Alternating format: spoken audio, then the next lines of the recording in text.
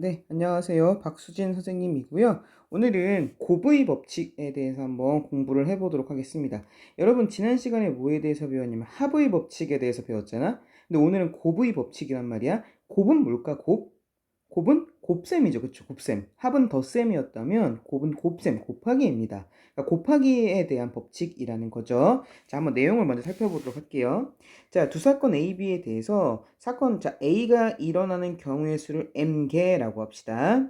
그 다음에 그 각각에 대해서 사건 B가 일어나는 경우의 수를 N개라고 이야기를 할 때, 자, A와 B가 중요한 표현입니다. 동시에 동그라미 한번 쳐볼까요? A와 B가 동시에 일어나는 경우의 수는요. A가 일어나는 경우의 수 M개였고요. B가 일어나는 경우의 수가 N개였는데 그 둘을 동시에 일어날 때는 곱하시면 됩니다. 그래서 곱의 법칙이라는 건데요. 자, 여기서 동시에라는 거는 이제 같이 일어난다는 거잖아. A가 일어남과 동시에 B가 일어난다는 거니까.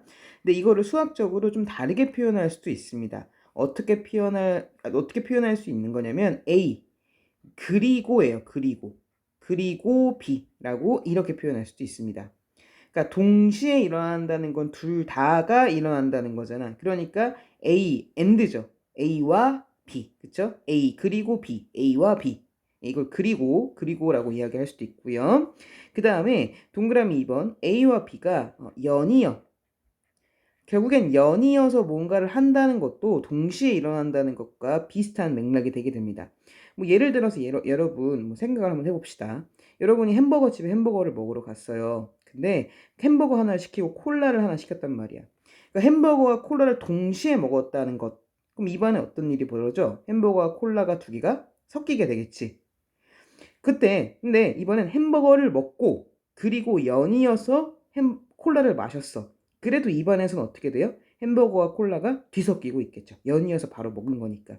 그래서 수학적인 상황, A, B가 동시에 일어났다라는 것과 A와 B가 일어났다. A 그리고 B가 일어났다라는 상황과 A와 B가 연달아, 연속해서 뭐 같은 뜻이겠죠. 이렇게 그냥 쭉 붙어서 일어나는 경우.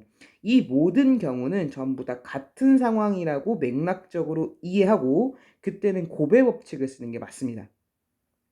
합의 법칙은 뭐였죠? 합의 법칙은 A 또는 B, A이거나 B였지. 그러니까 이거이거나 저거이거나의 맥락이 합의 법칙이었다면 곱의 법칙은 동시에 일어나는 거예요. A와 B가 연이어 일어나는 거고 뭔가 안에서 막 섞여서 같이 뒤섞이는 그런 느낌이 되게 됩니다. 자, 그러면 문제를 풀면서 내용을 한번 익혀보도록 하죠. 자, 어느 음식점에서는요, 세 종류의 피자가 세 종류가 있나 봐요. 그 다음에 두 종류의 스파게티가 있고요. 그 다음에 두 종류의 음료수가 있다고 합니다. 뭐 예를 들어 피자는 치즈 피자, 페퍼로니 피자, 하와이안 피자 뭐 이런 식으로 피자 세 종류가 있고 스파게티는 뭐 토마토 스파게티, 뭐 크림 스파게티 이렇게 두 가지 종류가 있는가 보고 음료수는 콜라, 사이다 이런 식으로 있겠죠. 그쵸? 자, 이렇게 있을 때, 자, 각각 한 가지씩 택해서 세트 식단을 만들려고 한대요. 자, 각각 한 가지씩을 택해서, 그쵸? 딱 하나씩만 택해서 세트 식단을 만들려고 합니다. 이 음식점에서 만들 수 있는 모든 세트 식단의 수를 구하시오인 건데, 해보자, 그러면. 자, 일단 나는 어떻게 선택을 해야 돼요? 자, 피자를 하나 선택을 해야겠죠? 피자를 한 개 선택을 하고, 그리고죠? 왜냐면 세트가 구성되려면 하나씩 들어가야 되는 거니까. 그 다음에 스파게티를 또 하나 선택을 해야 되고, 그리고 음료를 또 선택을 해야 되는 거죠. 그러니까 피자 선택한 다음에 연이어서 스파게티 선택하고, 그리고 음료수를 선택해야 되는 거니까. 그럼 피자는 선택할 수 있는 종류가 몇 가지가 있어요?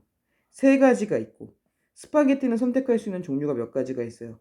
그치? 두 가지가 있는 거고. 음료수는 선택할 수 있는 종류가 몇 가지가 있죠? 두 가지가 있는데 각각의 경우의 수를 이제 마지막 어떻게 처리하면 되는 걸까? 그치? 피자를 선택하고 그리고 연이어서 스파게티 선택하고 그리고 연이어서 음료수 선택하는 거니까 곱의 법칙을 쓰는 겁니다. 그래서 이걸 계산하면 3이 6 곱하기 2니까 6이 12. 답은 12가지가 나오게 되는 거죠. 이렇게 하는 게 곱의 법칙이에요. 하나 더 해보도록 하죠. 중단원 2번입니다. 자, 지원이는요, 세 종류의 모자, 4종류의 상의, 2종류의 바지를 갖고 있대요. 모자는 3개의 종류를 가지고 있고요. 상의는 이제 4종류, 뭐 맨투맨, 셔츠 뭐 이런 식으로 그 다음 2종류의 바지를 갖고 있다고 합니다. 모자, 상의, 바지를 각각 하나씩 택하여 착용하는 방법의 수를 구하시오 인 건데, 자 그럼 모자, 상의, 바지를 다 할 거란 말이야. 그럼 어떻게 하는 거야? 일단은 자 모자 뭐 쓸지 결정하고, 그리고 엔드죠. 그리고 상의도 입고, 그리고 바지도 입어야겠죠. 그쵸? 자 모자를 선택할 수 있는 경우의 수 3개고, 상의를 선택할 수 있는 경우는 4개고, 바지를 선택할 수 있는 경우는 2개가 되겠지. 그러니까 이걸 어떻게 해야 될까? 곱할까요? 더할까요? 그쵸? 곱해야겠죠. 모자 선택하고, 그리고 상의 선택하고, 그리고 바지 선택하는 거니까. 자, 만약에 여기 덧셈이 들어왔다면 어떤 일이 벌어질까요? 합의 법칙이라는 거는 이거나인 거야. 그럼 모자를 쓰거나 상의를 입거나야. 그러면 모자를 선택하는 순간 상의는 벗고 밖에 나가야 됩니다. 엄청난 대참사가 일어나는 거죠. 그쵸? 합의 법칙은 이거이거나 이거인 거다 였다면, 곱의 법칙은 이것과 동시에 얘와 동시에 얘가 되는 겁니다. 느낌이 완전 다르죠. 그렇죠? 그래서 합의 법칙이 아니라 곱의 법칙을 쓰셔야 되고, 계산해주면 얘는 3 곱하기 4는 12에다가 24를 2를 곱하는 거니까 답은 24가지라고 이렇게 나오게 되는 거죠. 자, 예, 됐고, 자 이제 중단원 5번으로 한번 가보도록 하겠습니다. 자, 오른쪽 그림에 4개 영역이 서로 구분될 수 있도록 빨강, 노랑, 파랑, 초록을 이용하여 색칠을 할 거예요. 자, 지금 나한테는 4개의 영역이 나눠져 있죠. 그렇죠? 1번 영역, 2번 영역, 3번 영역, 4번 영역이 이렇게 나눠져 있고요. 거기다 색깔을 칠할 건데, 자, 색깔이 지금 무슨 색이냐면 빨강색, 노랑색, 그 다음에 파랑색, 그 다음에 초록색, 이렇게 4가지 색이 있다고 합니다. 자, 이 색을 이용해서 이 영역들을 색칠을 할 거예요. 그래서 이게 색칠하면 구분을 해야겠죠. 무슨 말이냐면, 여기다 내가 파란색 이렇게 칠했어. 파란색을 꽉 칠했어. 이렇게 1번에 칠했는데 2번에 또 파란색을 이렇게 칠하게 되면 1번과 2번의 영역계 구분이 가지 않겠죠.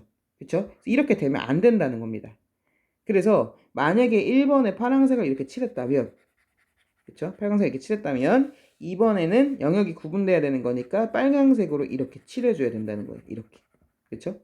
자, 그런데 같은 색을 여러 번 칠할 수도 있대요. 같은 색을 여러 번 칠할 수 있다고 했으니까 3번을 칠할 때는 예를 들어 다른 색깔인 초록색을 칠해도 괜찮지만 다시 파란색을 칠해도 괜찮다는 거죠. 다시 파란색을 이렇게 칠해도 괜찮다는 거예요. 왜냐하면 같은 색을 여러 번 칠할 수 있다고 했고, 이렇게 하면 영역 구분이 되는 거니까. 그죠? 그리고 여기 다시 또 초록색을 칠할 수도 있지만 4번에 빨간색을 칠할 수도 있다는 겁니다. 그쵸? 물론 이렇게 초록색을 칠할 수도 있어요. 초록색을 칠할 수도 있지만, 그치만 여기 빨간색이 들어올 수도 있다는 거죠. 예, 그래서 지금 이런 식으로 이루어진다라는 겁니다. 자, 그렇게 칠할 수 있는 경우의 수가 몇 가지가 있을까라는 것을 한번 헤아려 보자는 거야. 해보자. 자, 먼저 1번입니다. 자, 1번에 칠할 수 있는 색깔의 개수는 몇 개일까요? 나한테는 색깔이 총 몇 개 있어? 빨강, 노랑, 파랑, 초록이 있어. 그럼 1번에 칠할 수 있는 색깔의 개수는 몇 개가 가능할까? 한 가지 색을 칠할 건데 그 한 가지 색을 선택할 수 있는 색깔, 그치? 몇 개가 가능할까? 그치? 빨간색을 칠할 수도 있고, 노란색도 가능하고, 파란색을 칠할 수도 있고, 초록색을 칠할 수도 있는 거니까 1번에 칠할 수 있는 색깔의 수는 4가지가 되겠죠. 그쵸? 자, 그러면 2번에 칠할 수 있는 색깔은 몇 가지가 될까요? 예를 들어서 여기에다가 빨간색을 칠했다고 생각을 한번 해봅시다. 이제 4가지 빨강, 노랑, 파랑, 초록 중에 하나를 선택해서 예를 들어 빨간색을 칠했다고 생각을 하자. 그러면 2번에 칠할 수 있는 색깔의 경우의 수는 누가 될까요? 이제 빨간색은 못 칠하죠. 왜냐면 앞에 빨간색을 칠했기 때문에 겹쳐지면 안 된단 말이야. 그럼 영역 구분이 안 되잖아. 그래서 빨간색은 빼고, 그럼 남은 색깔이 몇 개야? 노랑, 파랑, 초록 3가지 색이 남았으니까 2번에 칠할 수 있는 색깔의 개수는 3가지가 되겠죠. 자, 그래서 예를 들어서 2번에 노란색을 칠했다고 한번 생각을 한번 해봅시다. 자, 그럼 다시 3번으로 갈게요. 3번 영역에 칠할 수 있는 색깔은 몇 가지일까요? 자, 3번 영역은요, 노란색은 칠할 수 없죠. 왜냐면 노란색을 칠하는 순간 2번과 영역의 구분이 무너지게 되니까. 근데 노란색을 빼고 나머지 3개는 괜찮아요. 빨강, 파랑, 초록 칠할 수 있죠. 선생님, 빨간색 여기 칠했잖아요. 빨간색을 한번 쓰긴 했지만 문제에서 같은 색은 여러 번 칠할 수 있다라고 했기 때문에 빨간색을 또 쓸 수 있는 거죠. 그래서 여기 들어올 수 있는 경우의 수도 3가지가 됩니다. 그래서 만약에 뭐 여기 이번에는 뭐 초록색을 칠했다고 해볼까요? 뭐 빨간색을 칠했다고 해볼까요? 빨간색을 칠했다고 해보자. 빨간색을 또 칠했다 하면 자, 마지막 4번에 들어올 수 있는 경우의 수는 몇 가지가 될까요? 얘도 마찬가지죠. 3번에서 칠했던 색은 빼야죠. 3번에서 어떤 색을 썼건 그 색은 빼야 되는 거니까 예를 들어 빨간색을 썼다면 빨간색 빼고 세 가지 색이 되겠지. 뭐 예를 들어 3번에 초록 색깔을 썼다 하더라도 초록색을 빼고 3가지 색깔이 나오겠죠. 그래서 마지막에 들어올 수 있는 색깔은 3가지가 되게 됩니다. 자, 그럼 이제 1번에 4개, 2번 3개, 3번 3개, 4번 3개인데요. 자, 이 경우의 수들을 이제 어떻게 처리하면 될까요? 결국엔 합의 법칙이냐 아니면 곱의 법칙이냐인데 그럼 합할까요? 아니면 곱할까요? 합하게 되면 이거나 이니까 1번을 칠하거나 2번을 칠하거나 이런 식의 느낌이란 말이야. 근데 그런 식의 느낌이 아니죠. 왜냐면 우리는 4가지 색을 다 채워야 되는 거니까. 예, 그래서 1번을 채우고 그리고 2번 영역 채우고 그리고 이어서 3번 영역 채우고 그리고 이어서 4번 영역을 채우는 거니까 싹 다 곱해줘야 되는 겁니다. 그래서 얘가 바로 경우의 수가 되게 되겠죠. 그래서 곱하면 4, 3, 10이고 여기 3, 3, 9죠. 곱해주면 2, 9, 18에다가 9니까 108. 답은 108개, 108가지 하고 이렇게 나오게 되게 되는 겁니다. 예, 됐고요. 자, 함께 해결하기 한번 보도록 하겠습니다. 자, 2자리 자연수 중에서 10의 자리 숫자는 짝수가 돼야 되고요. 1의 자리의 숫자는 9의 약수가 돼야 되는 그런 수의 개수를 구하래요. 자, 그럼 10의 자리 숫자가 먼저 짝수잖아. 짝수부터 한번 생각을 한번 해보도록 합시다. 그럼 나올 수 있는 숫자는 누굴까요? 10의 자리에? 0은 안 되죠. 그렇죠? 0은 이제 0이 나오는 순간 지금 문제에서 2자리 자연수라고 했는데 10의 자리에 0이 나오는 순간 한 자리 자연수가 돼 버리니까 0은 안 되고요. 2, 4, 6, 8 가능하겠죠? 그렇죠? 지금 이렇게 2자릿수가 나오는 거잖아. 이렇게 2자릿수가 이렇게 나와야 되는 건데 먼저 여기가 10의 자릿수니까 여기 들어올 수 있는 숫자는 2, 4, 6, 8. 자, 그럼 여기 들어올 수 있는 숫자 1의 자리 숫자가 들어올 수 있는 숫자는 뭘까요? 9의 약수니까 9의 약수는 누구예요? 1, 3, 9가 나올 수 있겠죠. 자, 이제 경우의 수 구해볼게요. 자, 그럼 첫 번째 10의 자리에 들어올 수 있는 경우의 수는 몇 개? 그치? 2, 4, 6, 8. 4개 들어올 수 있겠죠. 1의 자리에 들어올 수 있는 숫자는 몇 개? 9의 약수니까 1, 3, 9 들어올 수 있겠죠. 3개 들어올 수 있겠죠. 자, 그리고 나서 이제 이 둘을 어떻게 할까요? 10의 자리 쓰고 연달아서 연이어서 1의 자리 써야 되는 거니까 곱해주면 되겠죠. 답은 몇 가지가 되는 거냐면 12가지가 되게 되는 겁니다. 이거를 이제 이렇게 생각할 수도 있습니다. 이렇게 생각할 수도 있어요. 자, 10의 자리 이제 다시 그렇죠? 10의 자리 1의 자리인 건데 1의 자리인 건데 여기 들어올 수 있는 숫자가 누구야? 2가 들어올 수도 있고 4가 들어올 수 있고 6이 들어올 수도 있고 8이 들어올 수도 있잖아. 그럼 2가 들어왔다 쳐보자. 10의 자리에 여기 10의 자리에 지금 2가 들어왔다 칩시다.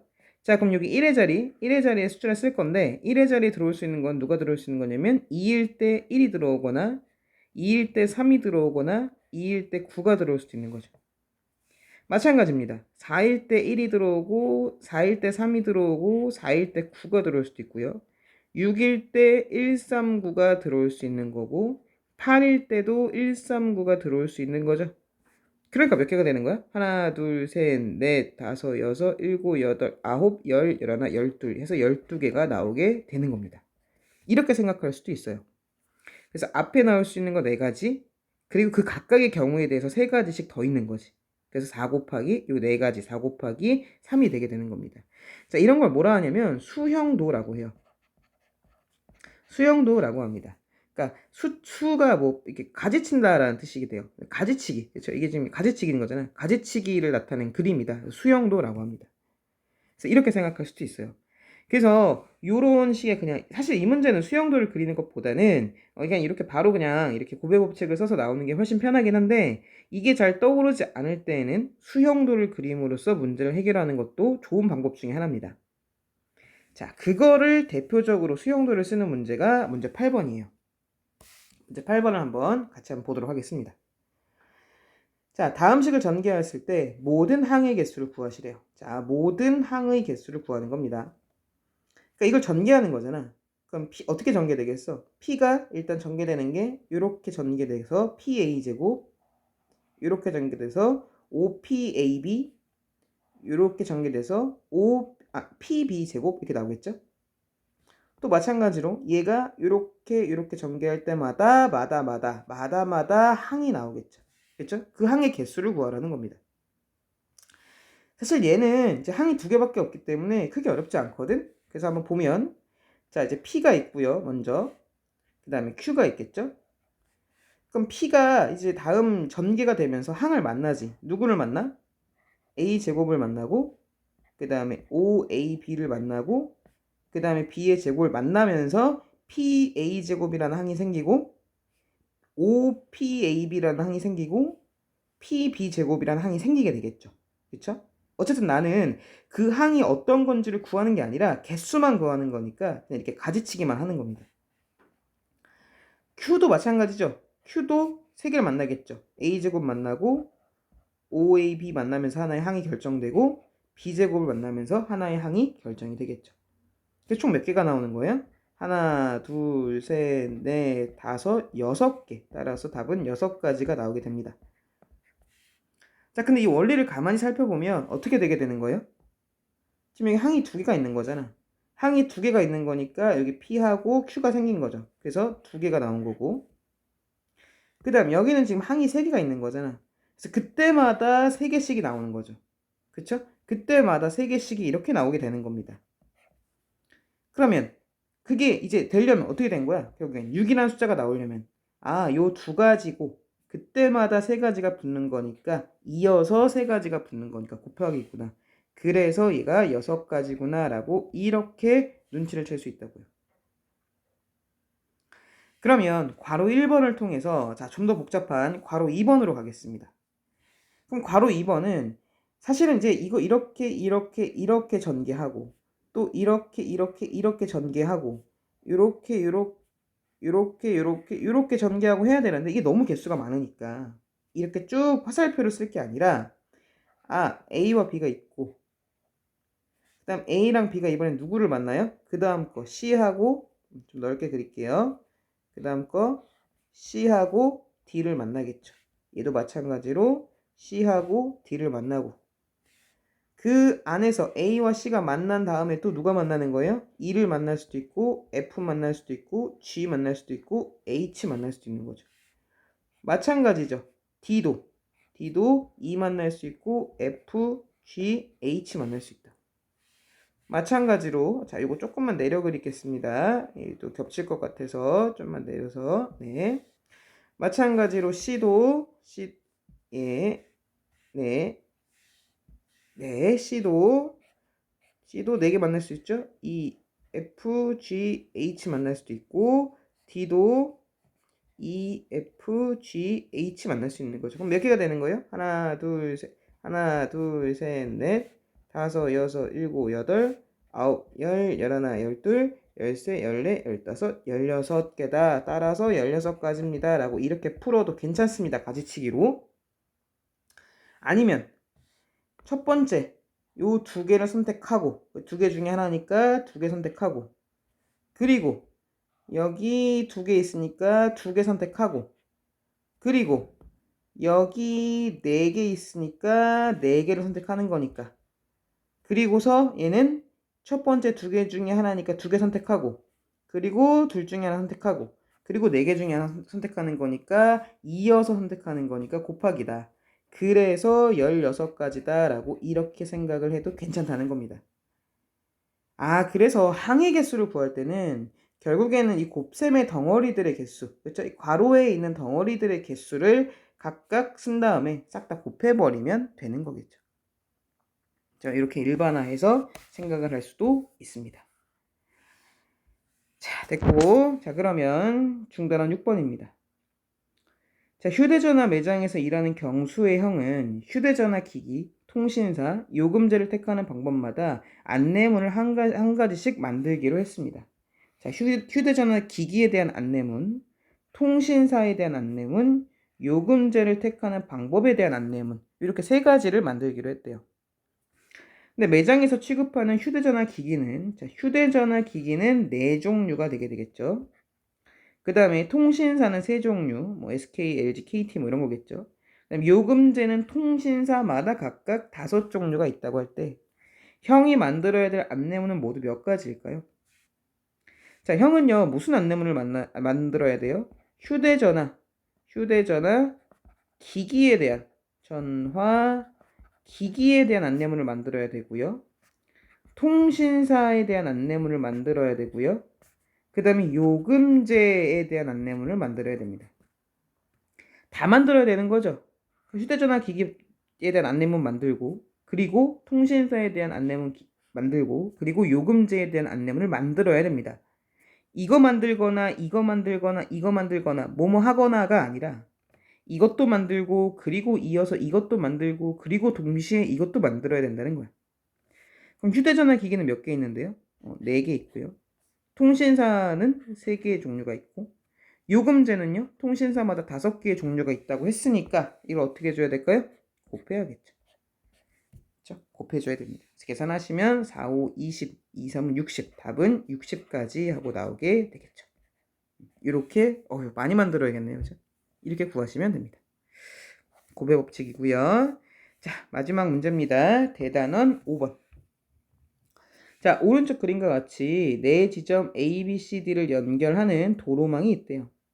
같은 지점은 단 한 번만 지난다. 같은 지점은 단 한 번만 지난다 라고 할 때 A 지점에서 D 지점까지 갈 수 있는 경우의 수를 구하래요. 자, 난 지금 A 지점에서 출발을 해서 D 지점까지 갈 건데요. 자, 같은 지점은 한 번만 지날 수 있다고 합니다. 무슨 말이냐면 A에서 출발해서 이제 B를 거쳐서 뭐 C를 거쳐서 그 다음 D를 향해 간다. 이건 괜찮지만 뭐 예를 들어서 A를 거쳐서 뭐 C를 거쳐서 다시 B로 갔다가 이런 건 안 된다는 거죠. D로 가겠다. 이런 건 안 된다는 겁니다.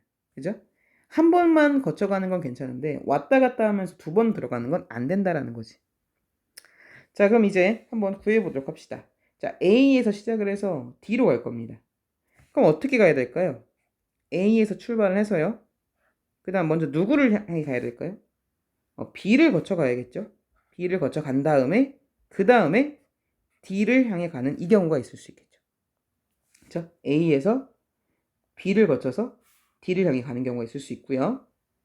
아니면 또는 뭐가 있을 수 있을까요? A를 거쳐서 이번엔 C를 거쳐서 그 다음에 D를 향해 가는 경우도 있을 수 있겠죠. 자, 또 뭐가 있을까요? A를 거쳐서 이번엔 좀 돌아가는 거죠. B를 거쳐서 그 다음에 C를 거친 다음에 그 다음 D를 향해 가는 방법도 있을 수 있죠. 또 뭐가 있을까요? A를 거쳐서 이번에는요 C를 거친 다음에 B를 거친 다음에 D를 향해 가는 방법도 있을 수가 있습니다. 그래서 크게 총 4가지의 경우로 나눌 수가 있겠죠. 자, 얘를 1번, 얘를 2번, 얘를 3번, 얘를 4번이라고 하겠습니다. 자, 그럼 이제 A를 거쳐서 B를 1번부터 A에서 B까지 가는 경우의 수. 이건 몇 가지가 있을까요? A에서 B까지 가는 경우의 수는 이렇게 하나 갈 수 있고 이렇게 하나 갈 수 있는 거잖아. 몇 가지가 되는 거냐면 2가지가 되겠죠. 그 다음에 B에서 D로 갈 수 있는 방법은 한 가지네요. 한 가지. 자, 그럼 이 2개라는 경우의 수와 이 1개라는 경우의 수는 어떻게 처리할까요? 곱할까요? 아니면 더할까요? 곱해야겠죠. 왜? A에서 B를 거쳐서 그리고 이어서 연이어 D를 향해 가는 거니까. 그래서 이렇게 첫 번째 방법은 몇 가지가 되는 거냐면 2가지가 나오게 되는 겁니다. 자, 이번에는요. A에서 C를 거쳐서 D를 한번 가보도록 하겠습니다.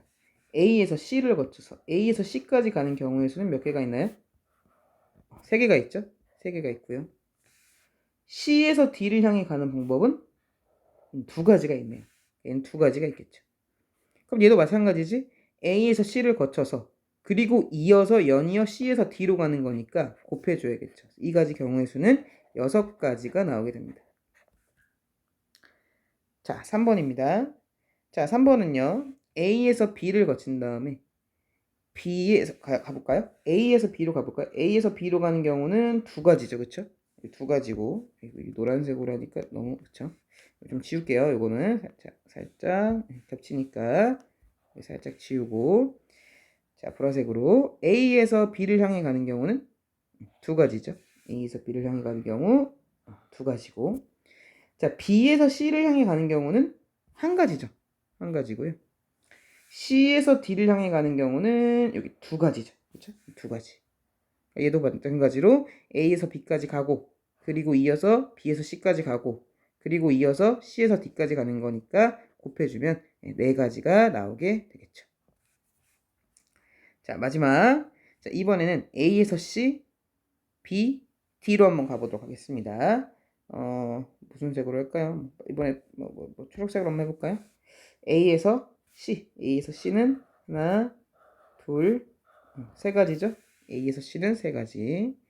C에서 B는 위로 올라가는 거 한 가지밖에 없죠? 한 가지. 그럼 B에서 D로 가는 경우도 잘못 풀었네요. 그쵸? 여기 지금 엄청난 실수를 했네요. 다시 괄호 3번부터 이게 한 가지가 아니구나. 두 가지구나. 이야, 큰일 날 뻔했습니다. 다시요. 야, 여기 길 두 개 있었네. 길을 잘 봐야겠네. 다시. 자, 요거 지금 로마자 3번부터 자, A에서 B로 가는 경우가 지금 두 가지죠. 그렇죠? 두 가지. A에서 B를 향해 가는 경우가 두 가지고요. 자, B에서 C를 향해 가는 경우가 한 가지가 아니네. 여기 하나고 여기 하나 더 있네. 두 가지입니다. 두 가지. 이야, 두 가지고요. 그 다음 C에서 D를 향해 가는 경우도 두 가지죠. 눈 크게 뜨고 잘 봐야겠어요. 두 가지고 이어서 가는 거니까 곱하기니까 8가지입니다. 죄송해요. 8가지고 이번에 A에서 C 이 노란색으로 한번 해보자. 잘 튀게. A에서 C는 하나, 둘, 세 개. 세 가지 맞죠? 세 가지고 그 다음에 C에서 B로 가는 거 하나, 두 개죠. 그쵸? 두 개고 이거 두 개고 그 다음 B에서 D로 가는 경우는 한 개고 그쵸? 이렇게 되는 거니까 이건 다 곱해서 이어서 가는 거니까요. 얘는 6가지가 나오게 되겠죠. 그쵸? 길 두 개 있었는데 하나처럼 보였어. 자, 그러면 이제 마지막이죠. 여기 두 가지가 나왔고, 여기 6가지 나왔고, 여기 8가지 나왔고, 6가지가 나왔는데, 마지막 얘네들 어떻게 처리하냐라는 겁니다. 지금 두 가지, 6가지, 8가지, 6가지가 나왔는데, 마지막 이걸 어떻게 처리할까? 자, 얘네들끼리는 곱할까요? 아니면 더할까요? 이건 더해 주셔야 됩니다.